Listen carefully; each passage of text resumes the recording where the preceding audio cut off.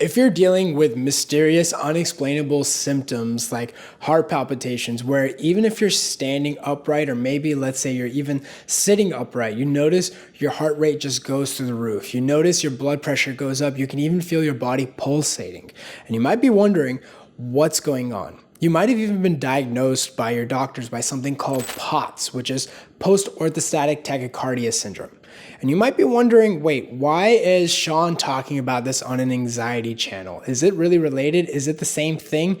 What's going on? Well, in this video, I want to break down what's happening when you're getting these mysterious symptoms where your heart rate is just going through the roof, how POTS relates not just to anxiety, but to nervous system sensitization, where your nervous system is sensitized. And more importantly, I'm going to show you exactly what to do to begin your recovery journey so that you can start overcoming these symptoms and no longer struggle with this. So let's get it started.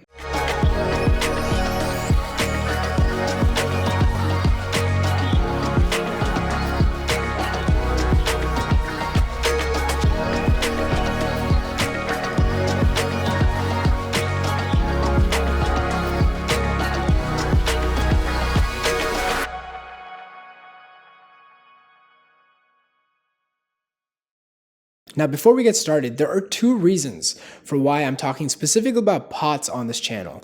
Number one, a lot of people that are in the mentorship that are focused on overcoming their anxiety, they're often diagnosed with POTS. And POTS is post-orthostatic tachycardia syndrome, where basically anytime you change positions, whether you sit upright, stand up, your heart rate goes through the roof. You might even notice your blood pressure goes up, even your body pulsates. And it could be a very bizarre experience, especially if you're dealing with heart palpitations and you don't know what's happening. So the first reason is a lot of people that are struggling with anxiety are dealing with POTS, and it's something that we see very commonly. And the second reason is oftentimes in these comments, I sometimes see people say, I thought I had anxiety, but turned out I was dealing with POTS. And I want to clarify a few things as people are going on the recovery journey, because it's very easy when you're getting diagnosed by your doctor to make separate problems, right? There's POTS and then there's anxiety, but that's often a misnomer. Oftentimes it still falls under your nervous system being sensitized, your nervous system being hyperstimulated. And as a consequence, the symptoms that you're experiencing gets diagnosed to specific labels. So I really want to break that down in this video so that you have a better idea as you focus on the recovery journey. Now, as always, make sure you get everything ruled out by your doctor. Don't self-diagnose. Make sure that you get a clean bill of health. And whether you've been experiencing the symptom or been diagnosed with the symptom, just make sure you've gotten everything ruled out by your doctor. Don't use my videos, any videos online, as a substitute for medical advice. When I was dealing with anxiety, when I was experiencing this hyperstimulated nervous system issue where basically I was experiencing a bunch of physical symptoms and I didn't know what was going on, POTS was a symptom that I did struggle with. And I dealt with heart palpitations in general, where my heart rate was pretty consistently elevated by 110, 100, even 20 beats per minute. And when I would even experience a panic attack, it would even go higher than that. And oftentimes it was sustained, where my heart rate was always high. But one of the things I noticed is that anytime I sat upright, anytime I stood up, my heart rate would go through the roof. And it was the most bizarre experience I ever had, because I always used to get up. I always used to stand up before I fell into the cycle, but my heart rate wouldn't change that dramatically. It wouldn't shoot up like that. And so it was natural for me to think that there was something wrong with my heart. I got to the point where I was basically sleeping with a blood pressure cuff. At this time, Apple Watches didn't exist. And so I would sleep with a blood pressure cuff and I would just lay in bed. And anytime I felt like my heart elevated, I would check and my blood pressure would go up, my heart rate would go up, and I just didn't have an answer. And my biggest fear was, what if my heart gives out? My heart's been elevated for a really long time. I don't think my heart can handle this long term. And so naturally I thought my heart would just pretty much give out from exhaustion. And that was a huge fear that I had. And every time I went to the doctors, they said everything was fine. There was nothing wrong. Yes, your heart's elevated. And oftentimes doctors will diagnose this as POTS. Now, the first thing I want to highlight to you is that this is a very common symptom with people that are struggling with anxiety. People that are in the mentorship are diagnosed with POTS a lot. And it's very easy to think that they're two different issues. So the first thing I want to mention is that what you are really experiencing is a nervous system sensitization issue, which is your nervous system is sensitized. What happens is that you have a stress threshold, And when your body hits that stress threshold, your body reacts in this interesting way where when you hit a maximum level of stress, your body becomes more sensitive to threats. Now, why does it do this? Well, there's a historical advantage to this, which is anytime you were in a stressful situation, let's say a tiger came at you, tribal warfare, whatever was going on, when you were in a constant stress state, your body felt like you were in this life or death state. And so what happens is that it becomes more sensitive to stress. It says, Sean is in a very stressful state. We need to make sure we keep him alive. So we're going to be even more sensitive to that. And so what happens is that because your nervous system becomes sensitized, you start experiencing very bizarre symptoms. Now, for you, there's no stressor. There's nothing trying to get you. There's nothing wrong. So what's going on? Well, basically, the symptoms are now the stressor. You're getting symptoms out of nowhere, so it's natural to think that there's something wrong. What happens is that when your nervous system becomes sensitized, even when you're not in a threat, your nervous system is going to be more sensitive just because it wants to make sure that everything is okay. So even if a threat is gone, it's still going to stay alive a little bit longer. Your anxiety, your nervous system is going to be on high alert because just in case, what if it comes back? If you really want to learn more about how nervous system sensitization plays into the role of POTS to anxiety, physical symptoms, panic attacks, intrusive thoughts, depersonalization, derealization. If you really want to know, I'll put a link down below to the desensitization blueprint. This is a blueprint we created as we've been helping people overcome their symptoms and go back to living. It's really going to help you break down the mechanics of anxiety. And really, I want you to understand that nervous system sensitization, the desensitization blueprint, doesn't just apply to anxiety.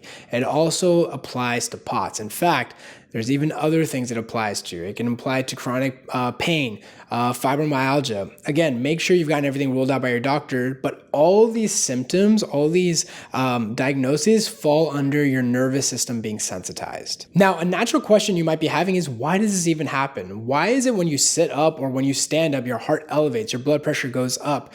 Clearly, your heart's not working correctly. There's something clearly wrong in the body for creating such an over-exaggerated response. Again, understanding the principles of sensitization is critical in moments like these so that you have a better understanding for why you experience these bizarre symptoms. Because your nervous system is sensitized, it's going to create an exaggerated response.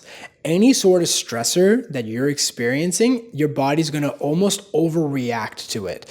People can experience this from morning anxiety. People can experience this where small stressors can seem like a huge monumental task. And one of the stressors, believe it or not, you might have never even considered this, is sitting up, standing up. That in itself is a slight stressor to the body. I know that's a weird principle, but if you're going through anxiety, if you're experiencing nervous system sensitization, even waking up can feel like a stressor, right? So if waking up can feel like a stressor, sitting up, standing up can feel like a stressor as well. And it is a slight stressor. And so what happens is your body over-exaggerates. Basically, when you're in this sensitized state, your body's producing excess adrenaline. Because what if you need to fight something? You need that extra energy. Now, one of the organs that's most sensitive to this is the heart. If you've ever seen those movies where, somebody's heart stops, they inject them with adrenaline and the heart starts pumping, your body's naturally producing extra adrenaline. So what happens is any sort of position change, the slightest stress of that creates more adrenaline and your heart rate elevates. Again, it creates that over-exaggerated response. So, is the answer to not sit up and not stand up? No. The answer to this is learning how to desensitize your nervous system, really learning the principles of how to overcome this once and for all. It's not like you do one or two things right. You really have to understand what's happening, learn how to respond to these symptoms, and over time, these symptoms go away on their own. But what happens is that a lot of anxiety sufferers become hyper-focused on it.